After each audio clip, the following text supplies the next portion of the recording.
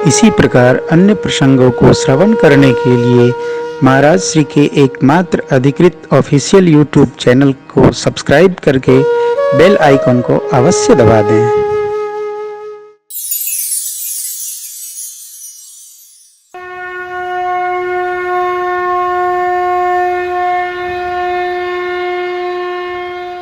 आप दर्शन करिएगा, मेरे प्रभु ने कभी किसी का दुर्गुण नहीं बताया। आप भी स्वभाव बनाइए, किसी का दुर्गुण मत बताइए, उसके दुर्गुण को दूर करिए। यही साधुता है, यही भगत का स्वभाव है। यद्यपि विभीषण जी निशाचर बालक हैं, निश्चर वंश में जन्म है, राम नाम का स्मरण किए हैं, श्री हनुमान जी सोचे इनसे परिचय करूं। क्यों? साधु बाबा है। साधु से किसी भी अवस्था में, कहीं भी, किसी देश काल परिस्थिति में किसी की हानि नहीं हुई। यह सिद्धांत है, साधु किसी की हानि नहीं कर सकता है। कौन? साधु। साधु सर्वदा मंगल मांगते हैं। सर्वे भवन्तु सुखिनः सर्वे सन्तु निरामया। सब सुखी हो, सबका भला हो।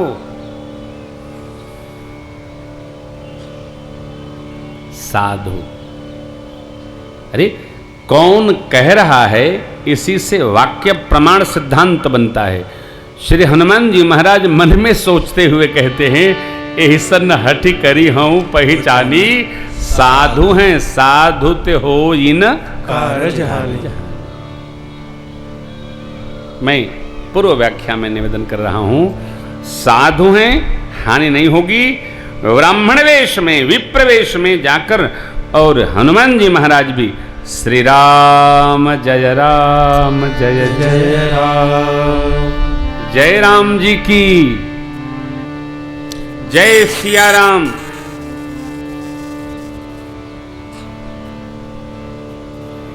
राम नाम अंदर आश्रम में भी, राम नाम बाहर भी।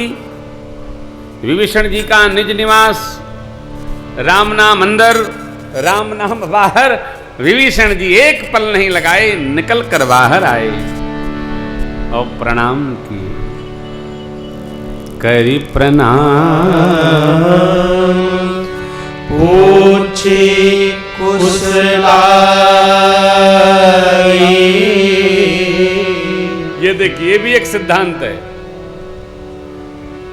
कोई मिले उनको प्रथम प्रणाम करिए, ये साधु स्वभाव है। श्रीमान जी हमको प्रणाम करें, न हम श्रीमान जी को प्रणाम करेंगे। हम आपको प्रणाम करते हैं, अच्छा, हम भी प्रणाम करते हैं।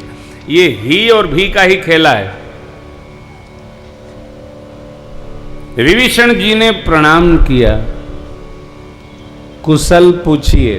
स्कंद पुराण ऐसा कहते हैं कि कोई हमको मिले, अतिथि मिले, स्वामी मिले, साधु मिले, महात्मा मिले, विप्र मिले, श्रेष्ठ मिले, प्रणाम करें, कुशल कहें और उनका आशीर्वाद प्राप्त करें। सम हो तो कुशल पूछ ले। श्रेष्ठ से कुशल नहीं पूछना चाहिए, अपने से छोटे से कुशल पूछना चाहिए।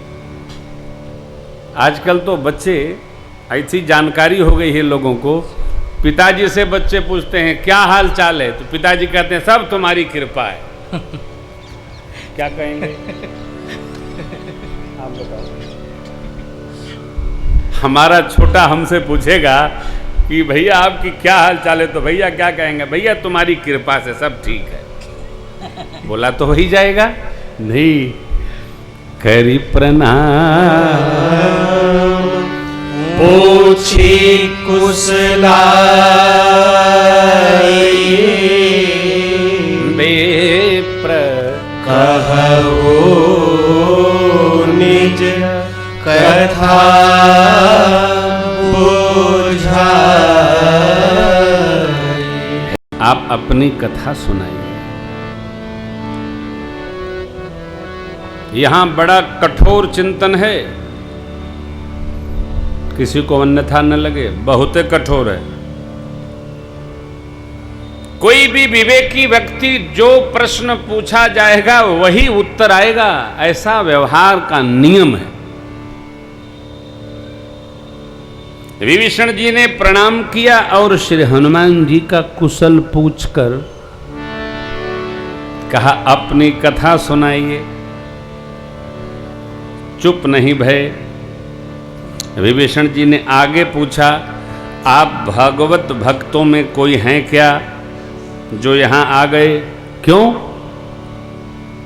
लंका में पवन देव का भी प्रवेश नहीं है। रावण जब चाहते हैं तभी कोई इस नगरी में प्रवेश करता है, परंतु मेरे हृदय में आपके प्रति सहज प्रेम बढ़ गया। कितना? बहुत। क्या आप मेरे इष्टदेव प्रभु राम जी तो नहीं है जो मेरा सौभाग्य बढ़ाने यहां आ गए? भक्त को देखकर भगवान की उपस्थिति का भरोसा दृढ़ हो, यही भक्ति है। भक्त को देखा मानो भगवान को देखा है।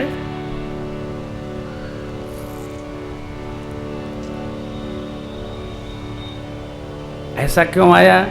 लगता है माता जी आई हैं, आप प्रभु लेने आ गए।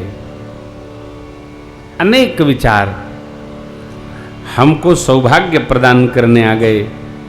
भगत को होता है, मैंने भगवान का मंदिर बनाया, मैंने तुलसी जी का विरवा लगाया, भगवान की नित्य सेवा करता हूँ, लगता भगवान प्रत्यक्ष प्रकट हो गए। हा। मेरे हृदय में ऐसा आनंद कि आप मेरा सौभाग्य बढ़ाने प्रभु स्वयं तो नहीं आ गए। प्रश्न क्या है? बेप्र कहु निज कथा बुझा। निज कथा सुनाइए।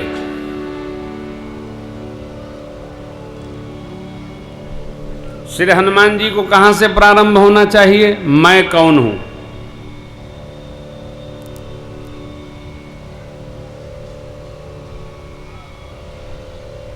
क्या बताना चाहिए?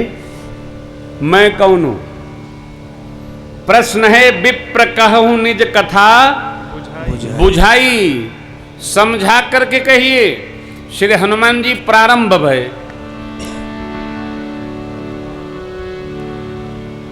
प्रश्न के एकदम उधर चले गए श्री हनुमान जी। क्यों? क्योंकि हनुमान जी संत हैं,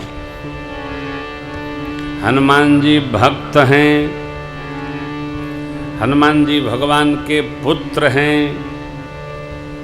हनुमान जी भक्तों के भी भगत हैं, हनुमान जी मैया और प्रभु के परम प्रिय हैं, श्री हनुमान जी सबके लाडले हैं। आजकल तो वैसा करो, सोना करो, चांदी करो, अरे काहे करो, भक्ति करो।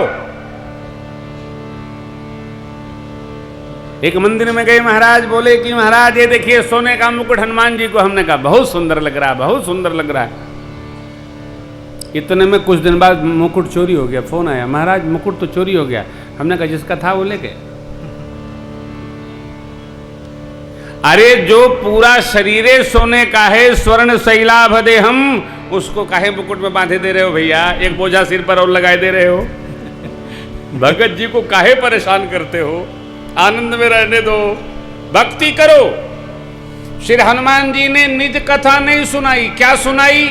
पूछने के बाद तब हनुमंत कही सब राम कथा निज नाम। भीषण जी के पूछने पर श्री हनुमान जी ने पहले राम कथा सुनाई। राम कथा कलि कामत गाई। कलयुग में कामधेनु है राम कथा। राम कथा शशि किरण समाना, अमृत है राम कथा। जैसे विभीषण जी भोग रहे हैं तामस तन कछु साधन नाही, इसलिए प्रीति न पद सरोज मन माही। भगवान के चरणों में प्रेम कैसा हो, केवट जी जैसा हो।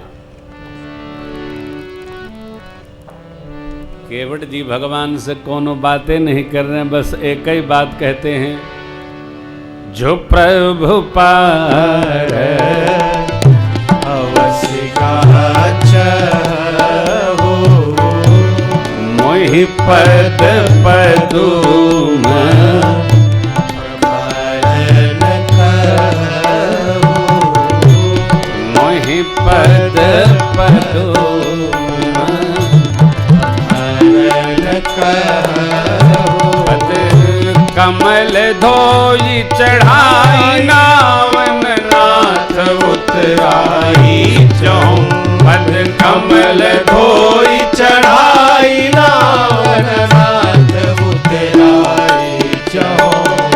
केवट राम रजाय सुपा पानी कठवता भैया अति आनंद उमगी अनुरागा, अति आनंद उमगी अनुरागा। चरण सरोज पखारन लागा, चरण सरोज पखारन लागा, चरण सरोज पखारन लागा। केवट जी का प्रेम विभीषण जी से भी श्रेष्ठतम है। श्रेष्ठतर नहीं, श्रेष्ठ श्रेष्ठतर श्रेष्ठतम है। क्यों? केवल पद प्रेम है। और इनका सुनिए, प्रीति न पद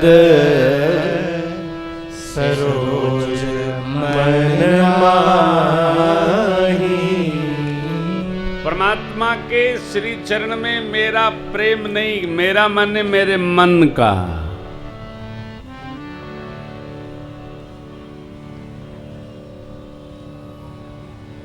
मन की बड़ी विचित्र गति है भैया। कथा में यदि कुछ प्राप्त करना है, सुनते सुनते कुछ अर्जित करना है, तो पूरे मन से कथा सुनना होगा। थोड़ा भी इधर उधर गए तो कथा चली जाएगी साहब।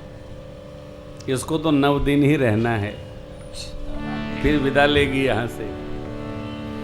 विभीषण जी दिन रात रामायुध अंकित गृह, शोभा बरनी न जाय, नव तुलसिका वृंद तह देखि हरष कपिराय।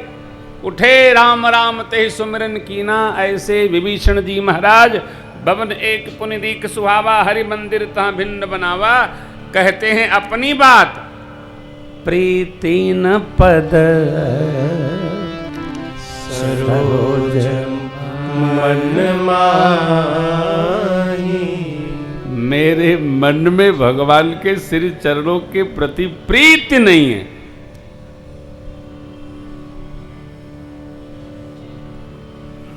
मेरे बारे में मेरे से अच्छा कौन जानता है? मैं पापी हूं, मैं पुण्यात्मा हूं, मैं संत हूं, असाधु हूं, क्या हूं क्या नहीं हूं, मेरे से अच्छा तो कोई जानता नहीं मेरे बारे में। विभीषण जी कहते हैं सब ठीक, मेरा मन परमात्मा के सिर चरणों में नहीं रमता। ऐसा है नहीं, इनको लगता है।